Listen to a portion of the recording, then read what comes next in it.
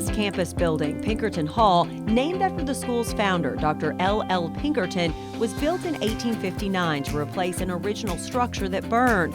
When first built, it housed all the functions of the Kentucky Female Orphan School, dining, housing, and classrooms, all in one location.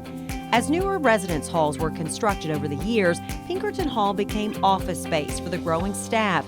The building is now coming full circle. The three-story building is under renovation to return it to housing. This project will add 52 new bed spaces for campus housing to help meet the growing residential population. Highlights of the Pinkerton remodel will include adding an elevator and pod-style private bathrooms.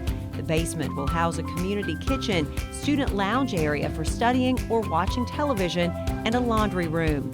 This renovation began this past January and has an aggressive timeline to be ready for students to move in this fall, just a few months from now.